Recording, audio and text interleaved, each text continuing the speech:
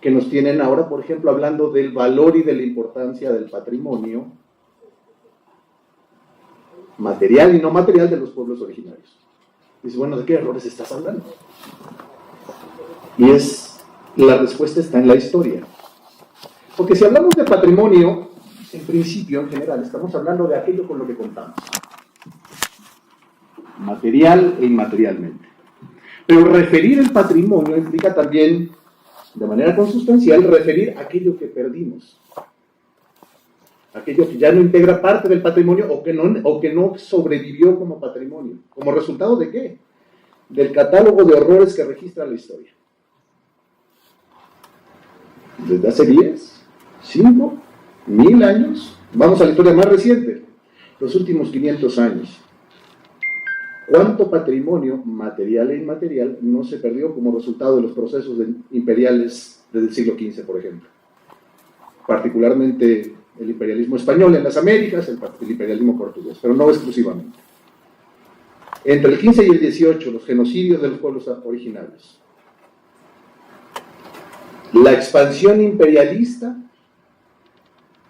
independientemente de su origen, fuera por razones políticas, por competencia de bloques imperiales en Europa, fuera por razones económicas o financieras para control de rutas comerciales, o fuera por razones religiosas, en el marco de las actividades de la Contrarreforma en España. Lo cierto está en el que en el proceso del imperialismo, en el proceso del mercantilismo, en el proceso del esclavismo, mundos completos se perdieron. Mundos, y con esos mundos sus patrimonios. El mundo en ese sentido hoy es mucho más pobre de lo que era. La riqueza y la diversidad cultural es mucho menor de la que se tenía. Aquí no importa la ética de las intenciones, es que querían civilizar, es que querían integrar, es que querían proteger. Aquí no hay lugar para la ética de las intenciones, aquí lo que importa es la ética de las consecuencias. Y las consecuencias es que el mundo se empobreció como humanidad. Al haber amputado la parte de la diversidad milenaria que existía no solo en las Américas, alrededor del globo. Aquí esto es importante romper esta noción de que pueblos originarios solamente son los de aquí. No. Pueblos originarios, o esta expresión bonita que se tiene en los Estados Unidos, a mí me gusta mucho, de primeras naciones, las hay y las hubo en todo el mundo. Y en ese sentido estamos hablando de dolores compartidos, de historias y tragedias compartidas, y algunas particularmente más dolorosas que otras. No porque unas vidas valgan más y otras valgan menos, porque unas culturas sean más vistosas y otras menos vistosas, sino porque algunas fueron particularmente más maltratadas que otras. Conocemos bien la historia de los genocidios en América,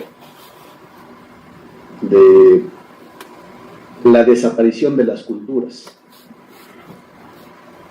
Pero hay que entender que este fenómeno, que ya para muchos es algo pasado, es una tragedia de la que solamente nos queda la memoria, para muchos es una tragedia activa y viva y continuada.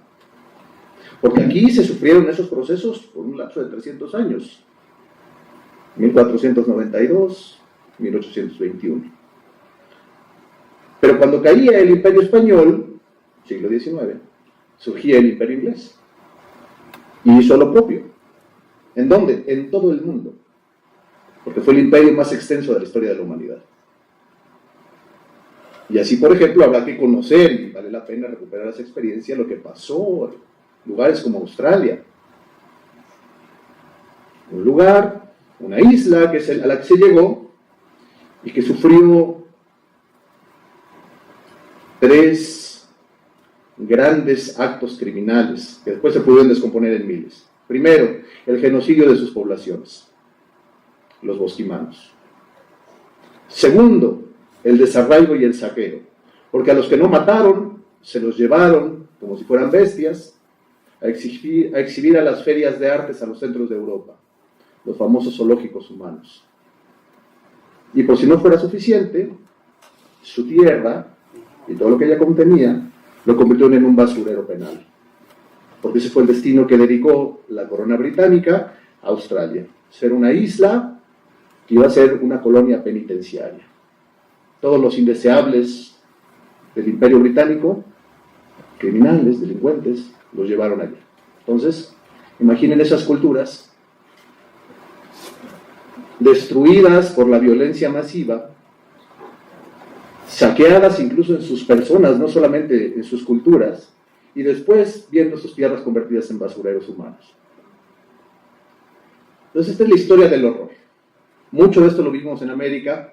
Esta es una ilustración de lo que se vivió en el siglo XIX, por ejemplo en Australia, pero que además no se paró con las lógicas imperiales, ni con el desarrollo de la civilización y la ciencia y la modernidad y la caída de las teocracias.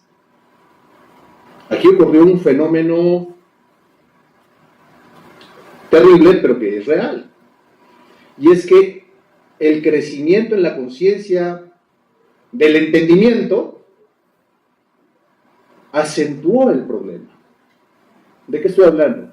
Estoy hablando de que cuando los imperios andaban expandiéndose y metiéndose en todos lados y saqueando, lo hacían básicamente en principio por propiedad. Por apropiarse de tierras, por apropiarse de personas, por apropiarse de riquezas, básicamente por propiedad. Pero entonces algo pasó. Y lo que pasó fue que los autores de estas acciones se dieron cuenta que tenían en las manos algo mucho más valioso que propiedad. Se estaban adueñando de patrimonio. Se dieron cuenta que un ídolo de barro no valía por su peso en barro. No era una artesanía, era arte. Y en medida en la que era arte, era un continente de cultura y era un transportador de cosmovisiones particulares. Y entonces la propiedad por vía de la educación se convierte en patrimonio. Y los autores de la violencia se dan cuenta que tienen una riqueza doble, que no solamente no amerita el frenar la atrocidad y revertirla, sino acelerarla y profundizarla. Y se profesionaliza el saqueo. ¿Qué tan profesional fue? Vamos a pensar, por ejemplo, en las campañas militares de Napoleón por toda Europa, las guerras napoleónicas. Dentro de la estructura militar del ejército de Napoleón, habían unidades especializadas en saqueo, en levantar inventarios de qué había ahí a donde llegaban que valía la pena ser tomado, guardado, enlistado y llevado hacia París. Saqueo, no de riquezas, saqueo de patrimonio, que vale más. Ese es el origen del Museo del Louvre, en París. Cientos de miles de obras que no tenían dónde ser guardadas, crearon el Museo del Louvre. Ese es el origen de la colección de ese museo. Y no fue una excepción, fue una norma. Porque lo mismo pasó con el Imperio Británico durante el reinado de la reina Victoria, siglo XIX. Ese fue el origen del Museo Británico. Ahí están todos los artefactos, todos los testimonios de culturas desaparecidas por el genocidio. Ahí está la evidencia flagrante de delitos cometidos en la historia, por siglos, cientos de años de manera continuada y que siguen cometiéndose el día de hoy. Porque esto no es un tema de historia antigua, no es un tema de historia colonial, no es un tema de historia romántica en el siglo XIX, no. Estos saqueos continuaron en el siglo XX. El primer gran saqueo en esta lógica y el primer gran genocidio acompañado, el de las culturas Herero, en Namibia por parte de los alemanes. Y luego de ahí se repitió la experiencia bajo Leopoldo II, rey de Bélgica, en contra de las poblaciones en el Congo, en África. Aquí estamos hablando del siglo XX. Y vale la pena en este contexto decir que esas dinámicas continúan ¿en dónde? Justo ahora, en este momento, en Palestina. Donde no solamente se está cometiendo un genocidio, sino es algo peor, porque no solamente, ¿qué es un genocidio? Un genocidio es el asesinato de personas por categorías, por religión, por cultura, por color de piel. Es peor lo que está pasando en Palestina. Es un sociocidio, porque están matando culturas y sus patrimonios, materiales e inmateriales. Vale la pena revisar la forma en la que se ejecuta la ocupación de los territorios palestinos. Ahí donde había una mezquita con 400 años de historia, meten maquinaria, la arrasan y dejan y construyen multifamiliares. ¿Saben el daño que le hace eso a una cultura? Donde ya no quedan ni siquiera vestigios de lo que fue. Es peor que un genocidio. El genocidio mata a personas, el sociocidio mata a culturas. No solamente saquean patrimonios, sino aquello que no puede ser saqueado es destruido. Es algo que durante la guerra civil en Guatemala, en la década de los 80, se conocían como operaciones de tierra arrasada. Una pequeña comunidad que había estado ahí por 300 años, llega una operación militar y una semana después solamente hay un campo plano. No queda el más mínimo registro de que ahí vivió alguien nunca. Todo esto hay que tenerlo presente, porque hay que conocer cómo se construye la violencia si estamos buscando recursos para sofocarla. Y en esa lógica, por ejemplo, si hablamos en la lógica del patrimonio, podemos hablar de patrimonios materiales e inmateriales, sí, pero también de diferentes niveles de supervivencia. Están, por ejemplo, está esta frase que ilustra bien el punto, ¿no? Que dice, ¿qué es la cultura? La cultura es lo que queda cuando todo lo demás ha desaparecido. Como una pista, como un vestigio de todo un mundo, del cual nada más te queda un pequeño elemento. Y hay diferentes niveles de articulación de estos vestigios. Por ejemplo, están aquellas culturas de las que no quedó absolutamente nada después de la violencia masiva, de la represión, de la explotación, de la alienación, del desarraigo. Lo que en la técnica de los estudios de paz se conoce la violencia estructural. Culturas de las que solamente llegaron o llegan a nuestros días rumores y leyendas. Pero no hay vestigios ni materiales, y los vestigios inmateriales son inciertos. Por ejemplo, ¿cuáles? La idea de la Atlántida. No hay nada que acredite que la Atlántida existió alguna vez. Y sin embargo, ahí está. Platón la refiere en alguno de sus diálogos, ¿no? Pero eso es todo lo que tenemos. Una memoria y una leyenda. No hay pistas. Y no es un caso único, porque ahí mismo se inscribiría, por ejemplo, la lógica de el mito de El Dorado en Sudamérica, ¿no? En México, en Mesoamérica, el mito de Aztlán. No se ha encontrado un solo vestigio arqueológico que acredite la existencia de Aztlán como una ciudad previa a la fundación de Tenochtitlán. Y sin embargo, ahí está el rumor. Mitos y leyendas. Pero luego tenemos vestigios de los que sí nos quedan cosas, materiales o inmateriales. Por ejemplo, arquitectura. Arquitectura en la forma de pirámides. A lo mejor no conservamos textos escritos que den testimonio de cómo se vivía ahí. No conservamos las lenguas, no conservamos los ritos, no conservamos los usos y costumbres, pero nos queda la arquitectura y nos quedan artefactos que arrojan pistas de cómo podría haber sido la vida de esas sociedades. Pistas materiales o pistas inmateriales. Ocurre que el mundo entero está en un proceso de empobrecimiento constante. Cada día somos más pobres en términos de cultura y de patrimonio de la humanidad, no de riqueza económica, no, de patrimonio de la humanidad. ¿Por qué? Porque las lenguas están desapareciendo. Cada determinado tiempo, si uno revisa la literatura especializada en la materia, te dicen, ayer murió el último hablante de esta lengua, de la cual él era el último representante de ese pueblo. Lenguas en proceso de desaparición, patrimonio inmaterial.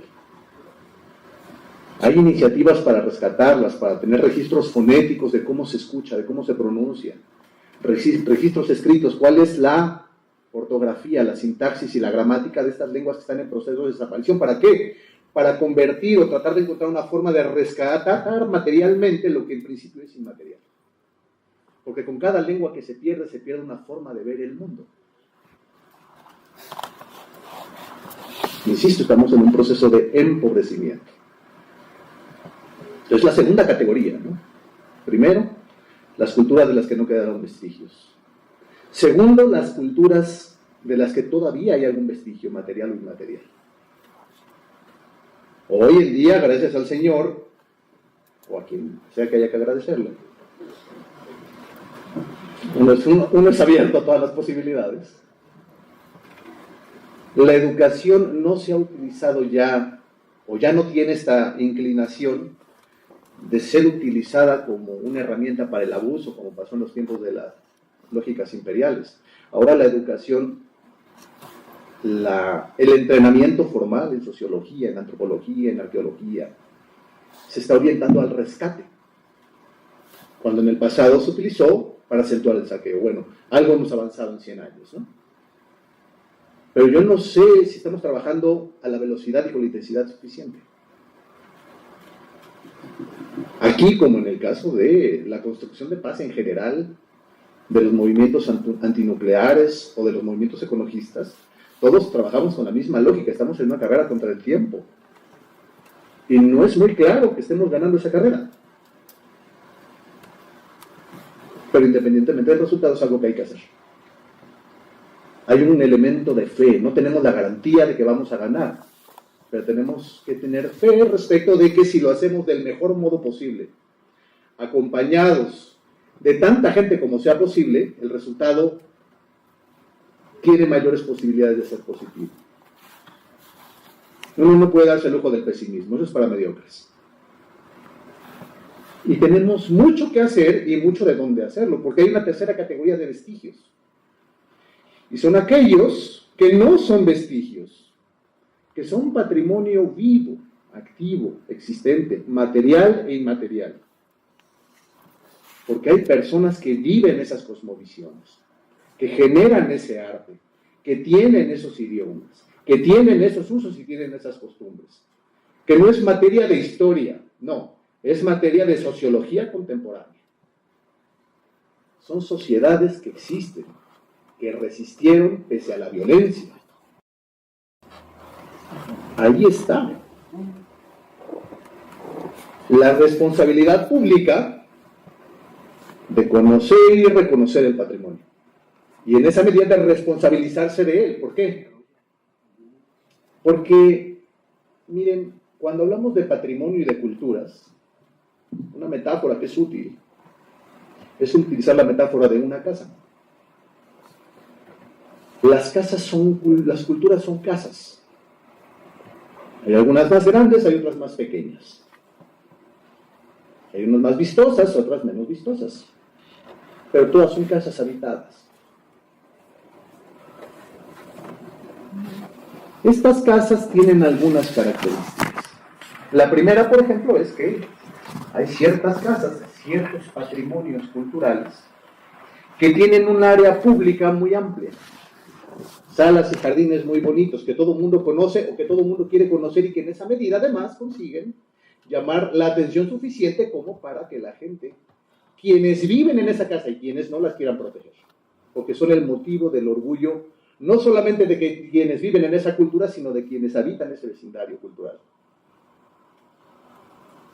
Es lo que acabamos llamando como el patrimonio de la humanidad. Está esa estrellita que pone la UNESCO, ¿no?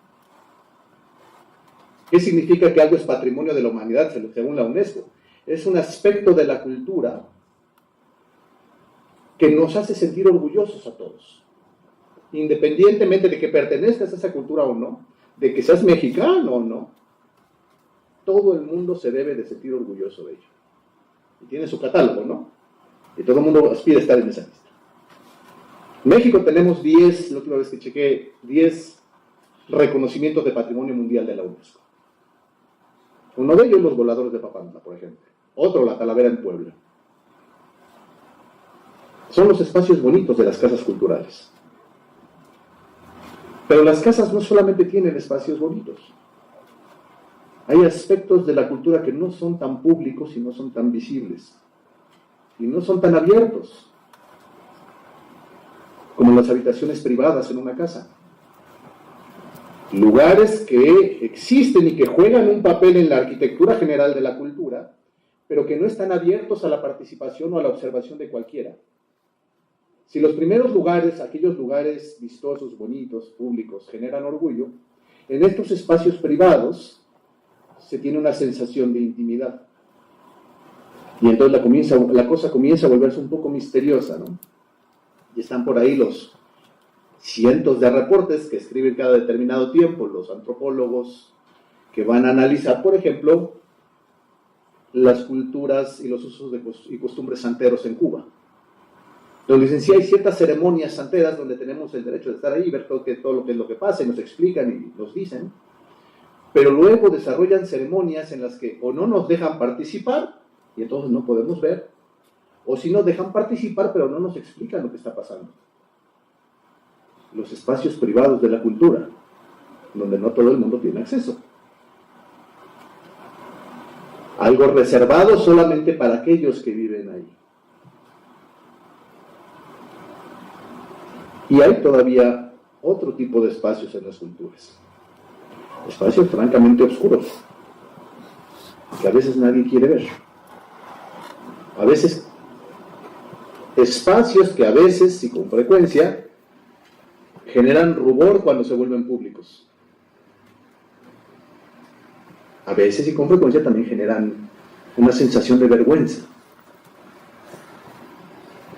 Aquí no estamos hablando de casas completas, de culturas completas, estamos hablando de aspectos de la cultura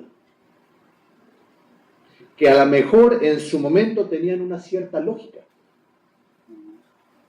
pero con la evolución de las sociedades y con la evolución misma de las culturas, de pronto aquello que tenía sentido en el pasado deja de tener. Y entonces vienen los problemas. ¿Cuáles problemas? Problemas entre lo que Octavio Paz llamaba en su momento, ¿no? Él llamaba los combates entre las ideas y las costumbres. Siendo las costumbres todo aquello que tenemos y mantenemos, pero que traemos del pasado. Y las ideas, todo aquello que viene del presente y que nos permite avanzar hacia el futuro. ¿Qué pasa cuando las ideas, las cosas nuevas chocan con las costumbres? Vienen los problemas. Y pueden ser problemas que pueden acabar en baños de sangre. Repitiendo las mismas lógicas violentas de las que estamos tratando de escapar. Y no son excepcionales. Hoy en día esa es la norma. Las guerras han dejado de ser lo que eran. Las guerras como ese enfrentamiento armado entre un ejército de un país contra otro ejército de otro país, eso se quedó anclado en la década de los 90. La lógica de los nuevos conflictos armados no es esa. Hoy por hoy, el principal eje de construcción de choques armados es la cultura. Religiones diferentes, idiomas diferentes, lenguajes no verbales diferentes. Miren, ¿de qué estamos hablando? Estamos hablando de que una de las primeras guerras que se articuló a partir de este principio fue la disolución de Yugoslavia. 30 años han pasado y esas cosas no se superan. La educación no solamente es técnica, tiene que ser cultural, hay que saber cómo los mundos leen las realidades. Aquí hay que usar muchos plurales. Los mundos, las educaciones, las realidades. Para poder esquivar las trampas que guardan o que se guardan en esos espacios reservados de la cultura, en esos espacios oscuros, esos sótanos de la cultura donde hay ciertos resortes que si tú los tocas se cae la casa entera. La política por identidades. Yo solamente veo y reconozco la humanidad de los mestizos, porque si son integrantes de pueblos originarios, entonces son indios. Yo practico un racismo selectivo. Esa es la política de identidades. Yo solo veo y reconozco la humanidad y le hago justicia al dolor de los mexicanos. Porque si veo que son centroamericanos que andan caminando, practico mi deshumanización con ellos. La política de identidades. Yo solamente me solidarizo con los que son varones heterosexuales como yo. Porque si son mujeres o practican cualquier otro género, o tienen, se asumen como cualquier otro género, no merecen ni mi solidaridad ni mi empatía. La política por identidades. Ese es el eje articulador de 9 de cada 10 guerras en el mundo hoy en día. Son guerras que se construyen con base en la lectura del mundo, no en las posiciones. Son guerras en el problema que se tiene ahí, y una de las razones por las que hay que ser inteligentes en el abordaje de estos fenómenos, es porque todas las culturas tienen sótanos, todas. Algunos más grandes, otros más pequeños. Pero basta con que te encuentres con alguien de mala fe y va a tratar de retratar el grueso de tu cultura en función de lo que hay en el sótano. La descalificación de categorías culturales generales. Y entonces la excepción la vuelve la norma. Y lo que se activa no es el juicio y la observación, sino el prejuicio, el miedo, la exclusión. Que empieza siendo verbal y acaba siendo una exclusión armada. ¿Qué hacemos en ese caso? Bueno, lo primero es no caer en las trampas. Y la primera trampa histórica en la que se cayó y que después trataron de revertir, y estamos en eso, fue la trampa de las culturas de bronce, ¿no? Las historias de bronce. La idea de que no, vamos a hacer lo siguiente. Todas las distinciones culturales vamos a enterrarlas o colocarlas bajo la alfombra y nos generamos una nueva identidad entre todos. Y entonces todos somos igualmente mexicanos. Como si con el barniz tú pudieras cambiar la sustancia, ¿no? Como si una persona que vive a 2 horas de la frontera en Monterrey se sintiera tan mexicano como, por ejemplo, un integrante de una comunidad tzotzil en Chiapas. Sí, comparten el pasaporte, pero ¿qué más? ¿La lengua? No. Ni siquiera comparten el mismo tipo de español. Gracias. No comparten la lengua. La identidad nacional tampoco. Nacional en términos de que, insisto, comparten el pasaporte. ¿Pero qué es una nación? Una nación no se define por la nacionalidad formal, documental. ¿Cuántas naciones hay en México? ¿Hay una? Hay una nacionalidad, sí, pero naciones. Hay una nación por cada pueblo originario que la habita. ¿No? Y además tenemos otro componente, las naciones comunes, no individualizadas. Por ejemplo, la gente que vive en la Huasteca. Tú le dices, oye, ¿tú eres veracruzano? Dices, no, yo soy huasteco. Por eso, pero de Veracruz. Sí, pero no soy cualquier veracruzano, soy un veracruzano huasteco. Y en ese sentido, esa comunidad huasteca la comparten con los potosinos huastecos. Y entonces no importa que uno sean de San Luis Potosí y otros de Veracruz, no, son huastecos. Y eso los hace hermanos.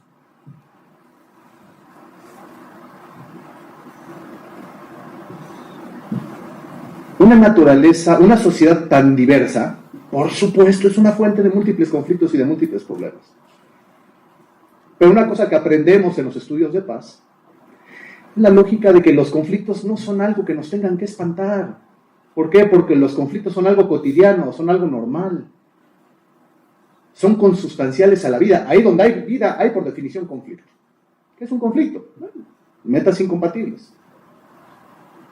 Conflicto no es violencia. La violencia es algo diferente.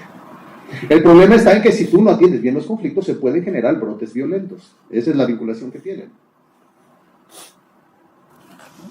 Y una acción violenta es la imposición de lecturas únicas. Lo que les decía, las historias de bronce. Todos somos mexicanos. No importa tus antecedentes culturales, sociales, lingüísticos. No.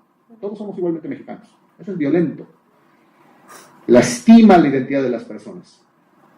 Y pasó en México y pasó en la Unión Soviética y ha pasado en prácticamente cualquier lado donde haya donde se haya impulsado con fuerza la idea de vamos a generar un Estado nacional. Lo hicieron en Yugoslavia, todos eran yugoslavos, hasta que se murió Tito, y entonces los que eran croatas eran croatas, y los que eran serbios eran serbios, y los bosnios eran bosnios, y los eslovenos eran eslovenos, y los albaneses albaneses, y los macedonios macedonios. Se mostró que la identidad yugoslava era realmente cosmética. Entonces no podemos caer en el error de las historias de bronce. Y tampoco podemos caer en el error de las políticas por identidad, que es la principal fuente de genocidios hoy en día. Porque entonces acabamos cometiendo exactamente lo que queremos evitar. ¿Qué hacemos? La realidad es esa. Todos somos iguales, todos somos diferentes. ¿Qué hacemos? Y ahí es donde la educación para la paz viene con propuestas. Decir, mira, hay ciertos principios generales que funcionan y que funcionan bien. Uno, el cosmopolitismo. El cosmopolitismo como la idea de que podemos tener una sociedad diversa. Diversa y abierta. Una sociedad, fíjense, que no se construye, y quítense eso de la cabeza, con base en la idea de la tolerancia. Porque ¿qué cosa es la tolerancia? La tolerancia es el yo te veo y te desprecio. No te acepto. Tu existencia me molesta, pero te resisto. Soy lo suficientemente fuerte para resistir tu existencia. Te tolero. Eso es la tolerancia. Uno no puede construir una sociedad cosmopolita y plural con base en la tolerancia. Porque la tolerancia habla de mi resistencia a lo que siento que me agrede. Eso es tolerar. ¿Qué hacemos en lugar de tolerancia? Una curiosidad sana. Una aceptación. Un reconocimiento de la diversidad. Y en este sentido, más que leer sobre tolerancia, hay que leer sobre la literatura de John Stuart Mill. Cuando él decía, es que las sociedades necesitan elementos diferentes al común. ¿Por qué? Porque ahí es de donde les viene la innovación, la novedad, la flexibilidad, la riqueza cultural. Ahí es de donde se les viene más mundo. Cuando uno sale a conocer un lugar nuevo, aprendes una lengua nueva, conoces a una persona nueva, lo que estás buscando es tener más mundo, que tu mundo sea más grande, con base en aquello que estás viendo que es diferente a lo que ya tenías. Por eso las sociedades plurales tienen que ser cosmopolitas, curiosas, una curiosidad sana, no una curiosidad morbosa, flexibles para aceptar la diferencia. ¿Y qué pasa cuando la diferencia es tanta que provoca problemas? Por ejemplo, las diferencias entre las culturas poligámicas y las monogámicas. Ahí hay problemas que pueden estallar en fenómenos violentos. ¿Qué hacemos al respecto? ¿Nuevamente lo tapamos y lo echamos bajo la alfombra? No. Se desarrollan habilidades para lidiar con los conflictos, que básicamente siguen 3 principios. Primero, sea lo que sea que hagamos con los problemas en el marco de la diversidad, sea lo que sea que hagamos, tiene que ser por la vía no violenta en el comportamiento. ¿Por qué? Porque si algo nos ha enseñado la historia es que la violencia en general no resuelve nada. En general no resuelve nada. Fíjense, en ciencias sociales hay muy pocas fórmulas. No es como en la física, la química, la matemática o la biología, donde sí hay fórmulas muy mecánicas. En las ciencias sociales no existe eso. Lo que existen son tendencias. Y la tendencia general es que los actos violentos provocan más actos violentos hacia adelante. La violencia, por eso, en general, no es solamente un tema moral de que la violencia es mala. No, es que instrumentalmente hablando en general no sirve, no funciona. Por eso es que sea lo que sea que hagamos con los problemas, en el marco de los choques de la diversidad cultural, tendrá que ser acciones no violentas, primero. Segundo principio, sea lo que sea que hagamos, la manera de abordar los problemas tiene que ser desde la empatía. Y aquí hay que hacer la distinción. Una cosa es la empatía y otra cosa es la simpatía. Son 2 cosas diferentes. Empatía es yo voy a tratar de entender tu mundo, pero no desde mi perspectiva, sino desde la tuya. Yo no voy a leer tu situación con mis valores, sino voy a tratar de ver cuáles son tus valores y de ver el mundo a través de ese prisma tuyo, para tratar de ver de dónde vienes y por qué dices lo que dices. Empatía y no violencia. Pero hay un tercer elemento que con frecuencia queda olvidado y que es muy importante, porque es la llave hacia el futuro, y es la creatividad. Con frecuencia, cuando tenemos un problema, recurrimos a fórmulas que ya hemos visto en el pasado. Y cuando vemos que ninguna de esas fórmulas funciona, decimos no hay nada más que hacer. No. Ahí es donde viene la aportación de las humanidades, de la literatura, de los artistas gráficos, de los artistas en general. A aportar nuevas formas de entender las cosas y nuevas formas de tratarlas. La creatividad es muy importante para atender conflictos que en principio pueden parecer que no tienen solución. No tenemos tiempo para revisar algunos ejemplos creativos de cómo han sido transformados conflictos, pero una cosa es cierta: sin ella las puertas se cierran. Creatividad, no violencia y empatía. Curiosidad sana, apertura, aceptación, cosmopolitismo. Todos estos son elementos que componen cualquier proceso de conocimiento, reconocimiento y protección del patrimonio material e inmaterial. Porque ahí, cuando y donde falta alguno de ellos, el resultado termina en una atrocidad. Y están los ejemplos de los budas de Bamiyan que destruyeron los talibán a cañonazos, por ejemplo. ¿Por qué? Porque eran vestigios culturales de una óptica diferente a la suya. No había empatía.